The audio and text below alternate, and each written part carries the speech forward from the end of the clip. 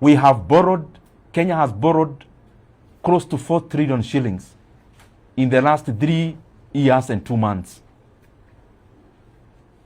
And according to the rules of Kenya, the money we borrow should go directly into capital expenditure, which is development. So before we launch grandiose plans of trillion funds, can we first face Kenyans, and can the government face Kenyans and tabulate how they have used the 4 trillion Kenya shillings Kenya has borrowed in the recent past? And I've put it into context. I'm repeating it because it doesn't seem real, but it is a reality. That the 4 trillion Kenya shillings Kenya has borrowed is enough to have made education free, both basic and tertiary. And the change that remains, even if we divide out of the 290 constituencies, we should be having 12 billion worth of completed projects across the country. 12 billion worth in every constituency means 100 kilometers of road in every constituency in Kenya at 70 million per kilometer. That is highway standards. We should be having a 1 billion worth of a water project, a 1 billion worth of an irrigation project. We should be having over 200 schemes completed, electricity rectification schemes, and still we'll be remaining with change.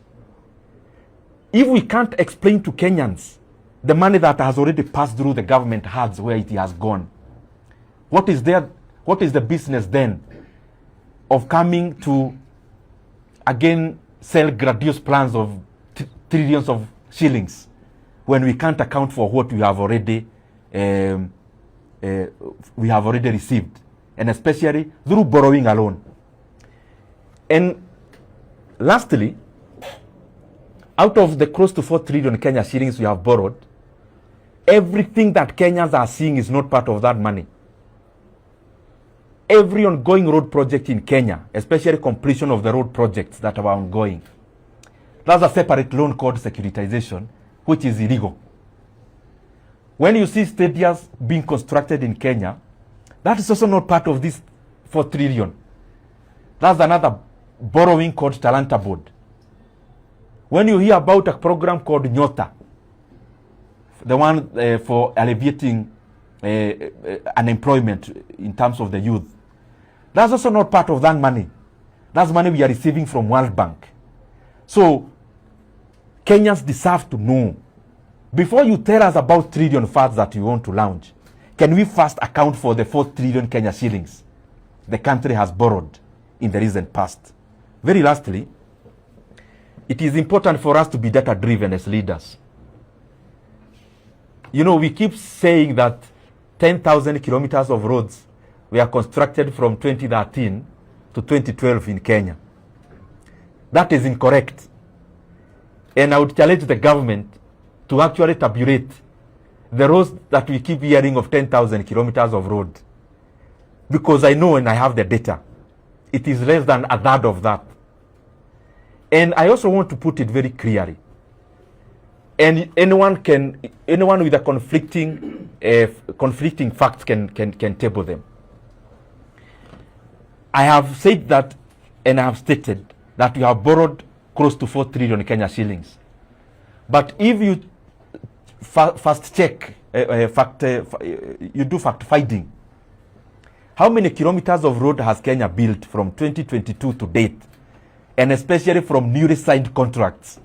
Newly signed. It is less than 1,200 kilometers across the country. It is less than 1,200 kilometers of tarmac road we have built from 2012 to today out of newly signed contracts. So, my challenge is accountability.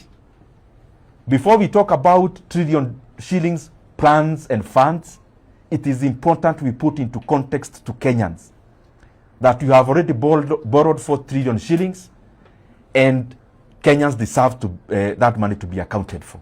And that is my challenge. That I hope in the launch of that fund, the first preamble will be about being accountable for the amount of money Kenya has borrowed, because this is the burden for Kenyans today and also a burden for Kenyans